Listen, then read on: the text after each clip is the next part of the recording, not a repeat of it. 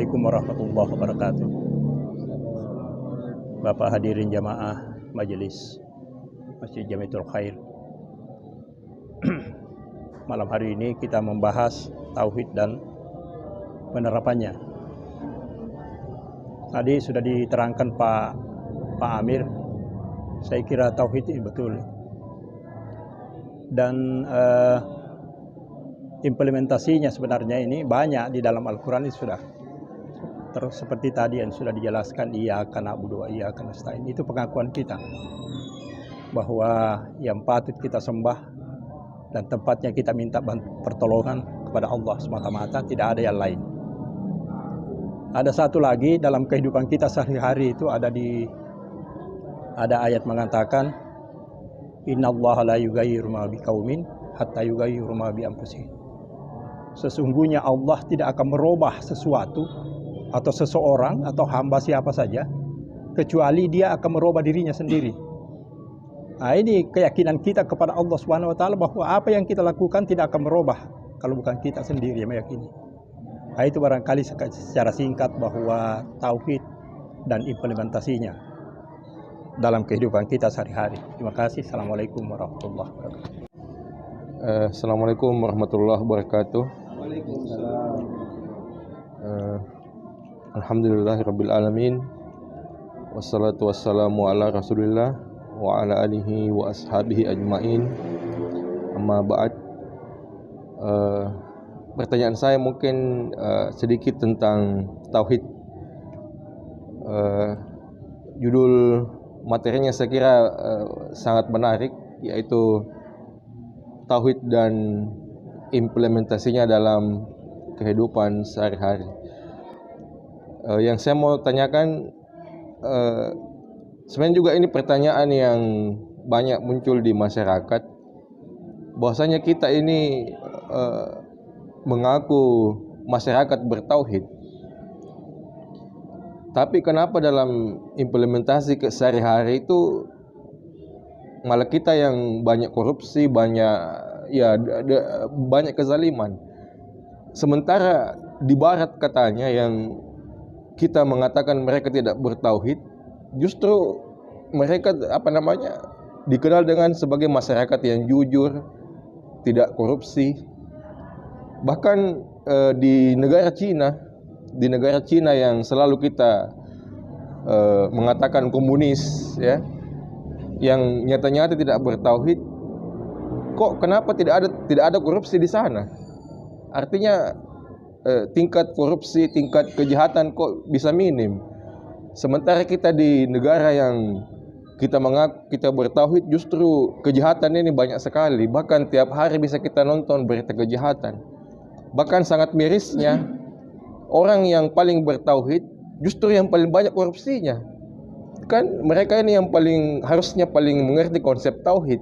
Kok kenapa mereka yang paling banyak korupsi? Jadi ini apa kira-kira yang bisa kita ambil dari fenomena ini, bahwa kenapa justru kita yang bertauhid justru yang banyak melanggar, justru mereka yang tidak bertauhid justru yang kehidupannya maju. Bahkan bisa dikatakan seperti itu, kita bertauhid tapi kita yang tertinggal.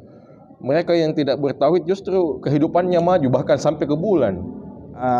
Saya sebenarnya tidak dalam posisi menjawab ini, cuman dalam bentuk sharing.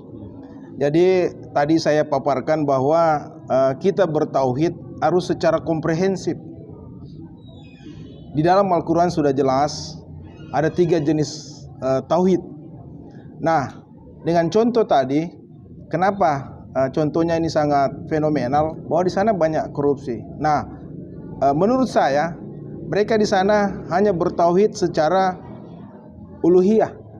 Jadi dia mengenal Tuhannya, dia mengesahkan Tuhannya, tapi dia tidak bisa mengimplementasikan tauhid yang rububiyah. Rububiyah itu terkait dengan keyakinan kita bahwa ini ada surga, ada neraka, ada balasan dan seterusnya. Nah, itu mereka tidak yakini secara penuh, sehingga dia ada setengah-setengah terkait dengan keyakinan itu. Jadi secara otomatis peranan iblis dia selalu menggoda di situ. Jadi peranan iblis masuk menggoda manusia dengan membisikkan ke dalam dadanya, baik itu dia berupa jin atau manusia, sehingga dia terlepas. Nah, di negeri barat sebaliknya, tingkat keyakinannya itu dia banyak mengimplementasikan dari tauhid rububiyah. Dia tahu bahwa orang berbuat baik, karmanya akan berbuat, dia juga dapat. Tapi dia tidak mengimplementasikan tauhid uluhiyah. Tauhid uluhiyah adalah tauhid mengesahkan Allah. Tidak ada Tuhan selain Allah. Tidak ada Trinitas. Tidak ada selain dari Allah. Tidak ada sesembahan selain dari Allah. Itu yang dia tidak laksanakan dan dia tidak meyakini, sehingga mereka berbagai macam keyakinan, Kristen, Protestan, Hindu, bahkan komunis. Tapi tauhid rububiyah itu dia paham bahwa ada balasan. Kalau kita menanam pasti kita akan menuai di belakang. Nah, sehingga itu. Nah, kita umat Islam pada umumnya itu kita hanya bertauhid secara uluhiyah. Kenapa? Contohnya banyak menjas, ini bid'ah, ini neraka, kau masuk neraka, kau masuk surga. Tapi pada intinya belum tentu. Nah, tadi saya bilang di awal tadi bahwa kita sebagai seorang Muslim harus melaksanakan secara komprehensif terkait dengan tauhid ini. Jadi kita juga uluhiyah, rububiyah, dan tauhid asmaul wasifah. Jadi kita juga meyakini nama-nama Allah yang 99 plus dengan sifatnya Ar-Rahman, Ar-Rahim, dan seterusnya. Nah, kalau kita implementasikan semua ini, maka muncullah namanya wa ma khalaqtul jinna wal insa, tidaklah aku menciptakan jin dan manusia hanya untuk menyembah. Dalam arti menyembah ini adalah ibadah. Jadi implementasinya kita, orang yang bertauhid secara komprehensif, kita bisa lihat secara implementasi di kehidupan kesehariannya, mereka tidak korupsi, mereka sholat dan seterusnya. Nah, ini yang di zaman now sekarang ini itu sulit sekali kita dapatkan seperti itu. Kenapa? Karena sekarang pengaruh kemusyrikan modern yang makin banyak dan seterusnya, tidak lagi mempercayai Allah dan seterusnya. Itulah yang salah satu menyebabkan seperti itu yang tadi dijelaskan, fenomena yang terjadi di luar dari Muslim. Saya kira itu mungkin sedikit sharing saya bahwa kita harus secara komprehensif, secara keseluruhan memaknai Al-Quran terkait dengan 3 dimensi ketauhidan plus 1 namanya tauhid mutaba'ah, yaitu kita meyakini semua sunnah-sunnah Rasul sebagai implementasi dari Al-Quran itu sendiri. Assalamualaikum warahmatullahi wabarakatuh. Seperti disampaikan tadi oleh Pak Amir, bahwa pembagian tauhid itu ada 3, yaitu tauhid rububiyah yang mengesahkan Allah dengan perbuatannya, seperti penciptaan, memberi rezeki, menghidupkan. Orang-orang kafir ini telah mengakui tauhid ini sebelum Nabi Muhammad diutus. Ini menurut apa yang kami lihat, apa yang kami baca. Kemudian tauhid uluhiyah ini dengan perbuatan ibadah. Jadi sebenarnya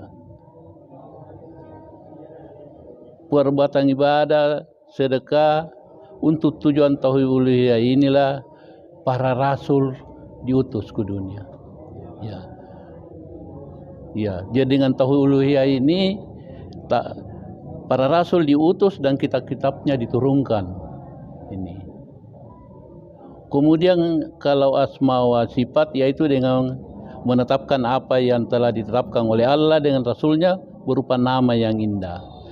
Kalau kita melihat dari ketiga pembagian tauhid ini, sebenarnya itu kalau kita sudah melaksanakan rukun Islam, rukun iman, dan ketiga ihsan, Itu saja kita laksanakan. Semua itu sudah diatur. Ini sudah mencakup dunia dan akhirat. Laksanakan saja rukun Islam sebaik-baiknya. Laksanakan dan amalkan saja rukun iman sebaik-baiknya. Implementasikan Islam dalam kehidupan kita sehari-hari. Jadi tujuan kita ini dari dunia ke kuburan ke akhirat, hari kiamat, itu saja. Selalu saya katakan bilang kita pedomani saja aturan-aturan yang dibuat oleh pendahulu-pendahulu kita, mulai dari Rasul, Nabi, para ulama, cerdik-cerdik dia, pemerintah. Bahkan itu ada hadisnya itu atiul rah, atiul rasul, ulil amr, tiga-tiganya. Insya Allah kita sejahtera di dunia selama di akhirat. Kalau itu saja. Itulah kan tujuannya tauhid kita, untuk mengabdi, mengesahkan Allah. Jangan hanya mengesahkan, tapi ada implementasi yang harus dilakukan berkaitan dengan pengesaan Allah itu.